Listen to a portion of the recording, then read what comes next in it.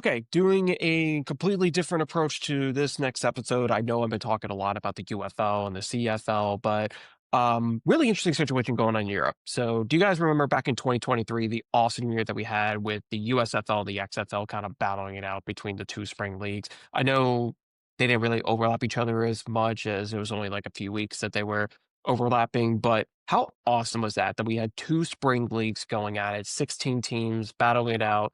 It was just really awesome to see like each league fighting for players, the competition level, and then looking at ratings and all that kind of stuff. It was so much fun. Like that might be one of the funnest years that I've most fun that I've ever had covering football was being able to cover those two leagues. Well, might be happening again, but it's going to happen in Europe this time. So, as you guys know, over the last like 4 to 5 years, there's been the European League of Football. You guys might forget that I actually called one game for ELF back in 2024 for the Madrid Bravos first game ever when they played the Barcelona Dragons and the Bravos beat the living snot out of them. It was a blowout, but a lot of fun to do.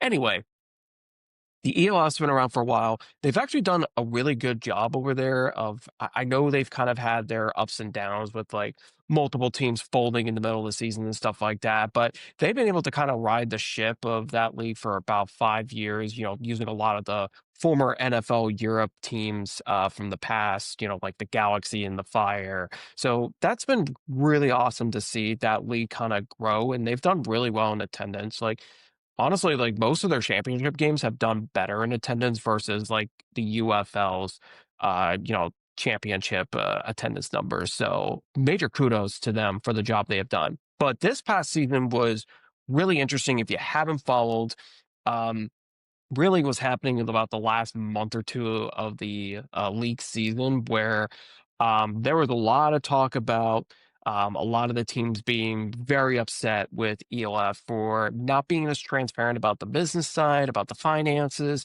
and there was a lot of talk of them like branching out and starting their own league. Well, that's officially happening. Like there's been 10 teams this week. So this was announced earlier in the week. Just haven't had a chance to make a video about it, but wanted to talk about it. This week it was announced that there was officially 10 teams that was leaving the European League of Football and starting their own league called the European Football Alliance, EFA. So there are going to be 10 teams involved.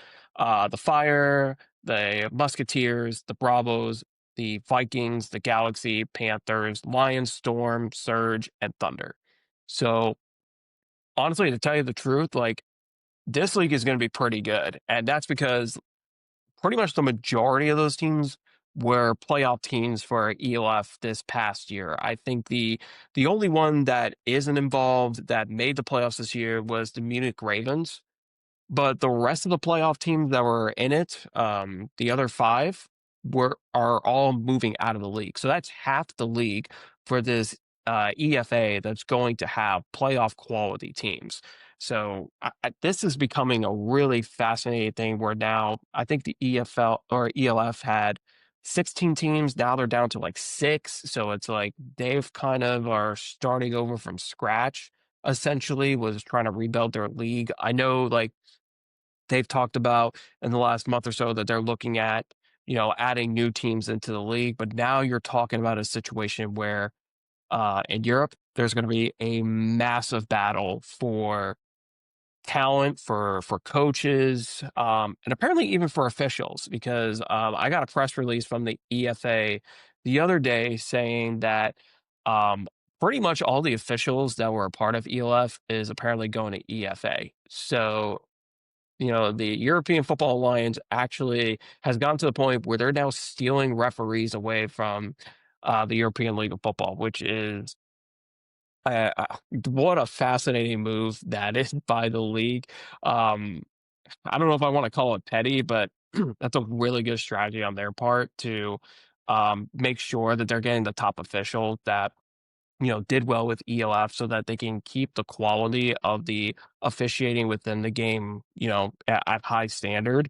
So kudos to EFA for jumping right on top of that and making sure they're getting their top referees. So um, Yeah, this is interesting. I don't know how the season structure is going to be. I think there's still a lot of information that needs to come out about how the 2026 season is going to look for both leagues, but it's certainly looking like we're going to have a spring slash summer battle between uh, two leagues in Europe, and it's going to be really fascinating to watch. Um, it's hard here in America to be able to watch the ELF unless you were able to get. I think it's like a subscription or something like that you have to get for the season, but. One thing that always kind of irked at me was how expensive it was, and you have to pay like over $100 or something like that just to have a season pass to watch all the games. So I kind of hope like EFA does like a better job of like making it more affordable because like I don't want to spend, over $100+ on a subscription for the season when I just want to watch football. I think the big thing is you just want to make sure you're getting your brand out there and stuff like that. And credit to ELF over the years. I know they've added like some TV deals to their league and started to really build their name around Europe. So kudos to them on that. But you know, there is a lot of us in America that watch the UFL and then up in Canada with the CFL. Like there's a lot of diehard football fans that are willing to watch football wherever it's coming from. I know there's a lot of people that watch like that X League in Japan. Like there's a lot of people that are very interested in watching more than just one football league. And I think, Europe has done a decent job of it, but they haven't really pushed the envelope on like being able to make it easier and accessible for Americans and people of North America to be able to watch football in general. So I think the marketing aspect of how the EFA is going to be really fascinating on how they handle that and how they make it easy for you know us Americans to be able to watch their brand because I'm telling you, I might be more invested in European football than I've ever been before with next year. And I may try to watch a lot of these games because I just want to see what it's going to be like. And I'm going to be very interested in the next few months on, tracking what the transactions are going to be, what is going to look like for our coach hiring, for players, what's the salary going to be like? Is one league going to pay more than the other? But right now, it seems like EFA is kind of the more established, more structured league right now, which is surprising because, again, ELF has done a really good job of, marketing its brand. They have a good following on social media. They've done a lot of good stuff. But right now, they've lost a lot of their top talent in terms of like the top teams in the league, and now they're really starting from bottom again. EFA has got the ownership groups that are really solid financially, as about as solid as you can be for a European football team. They got the players and the coaches and the talent to still be able to bring fans back and make it kind of a different way they're doing about their business. So seems to be a little more stable right now than ELF. And, if I'm teams in ELF, I'm maybe a little bit more uneasy than I've been in the past. And, I think the future of this league is going to be, it's going to be interesting. I don't know what's going to happen, but now you got two leagues that are going to be battling for eyeballs, and that's going to be the most fascinating part. I think we saw kind of a little bit of the effects of it back in 2023, where the XFL had like decent ratings at the beginning of the year, but then like once the USFL started their season at the end of the year, you could definitely tell there was a little bit of a dip with the XFL numbers because people were turning on to Fox to watch, the USFL as well. So, again, not on the same realm just because, the USFL season started like